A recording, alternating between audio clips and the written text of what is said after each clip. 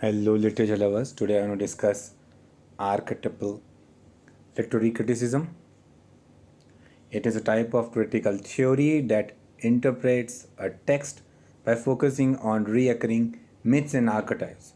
By archetypes, we mean the beginning of the imprints involving the narrative, symbols, images, all the character types in the literary work, and it is as an acknowledged form of literary criticism starting from 1934 when classical scholar Maud Botkin published his book Archetypal Patterns in Poetry. Now, when we talk about archetypal literary criticism, it originated in about two other academic disciplines also, including social anthropology and psychoanalysis. Each contributed to the literary criticism in separate ways. With the latter being a sub branch of critical theory, archetypal criticism peaked in popularity in 1940s and 50s,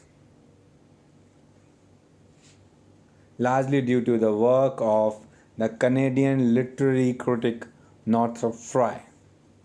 In fact, in 2010, archetypal literary criticism is no longer widely practiced, and there have not been any major recent developments in the field. Exceptions are there that there is a biblical literary criticism, but still it is not practiced in tradition of literary studies. Now, when we go into the detail of archetype, how Maud Bodkin wrote archetypal literary criticism in the patterns in his book, applying the ideas of Jung to poetry. I'm talking about Carl Jung, and examining the archetypes. That's Carl Jung for you, such as the ancient mariner and the rebirth, heaven and hell, and images of the devil and hero and God. Botkin book talk about it. Later on in 1959, the book Hero with Thousand Faces by Joseph Campbell pioneered the idea of monomyth. Yes, the term was borrowed from James Joyce. Yes, the famous James Joyce. A universal pattern in heroic tales across different cultures and genres. And his deep examination of the eight step hero's journey and the common variations that exist all had a huge impact on the abstract expressionists of 1950s and continues to inspire creative artists today. Now, when you talk about literature, it is filled with archetypes, including the feminine fatale, like the feminine character, for example, Eve or Pandora, all are there. Then there are about the journeys, for example, Homer's Odyssey, it's a great example.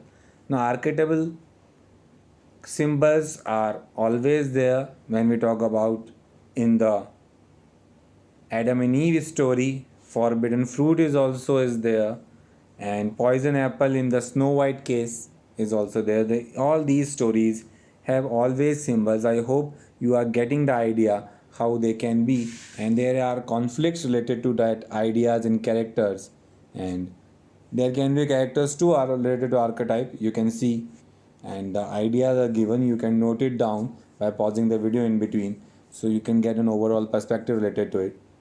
So, although the idea is quite fading out nowadays, but it will still exist, and we can talk about it in detail how water is there, flowers, all these symbols have some kind of connection with the story. And Northern Farab is really someone who talk about it and really in his mythos talk about these myths.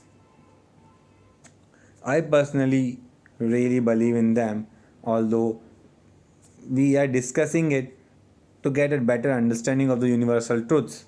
So, I also think so. There is can be a deck, but archetypes reveal share the roles among universal societies, and this archetypes may create some kind of imagery which is defined by some stereotype. And that's all for today. I hope you must have got an overall idea, and please do share your views in the comment section below. Thanks for listening.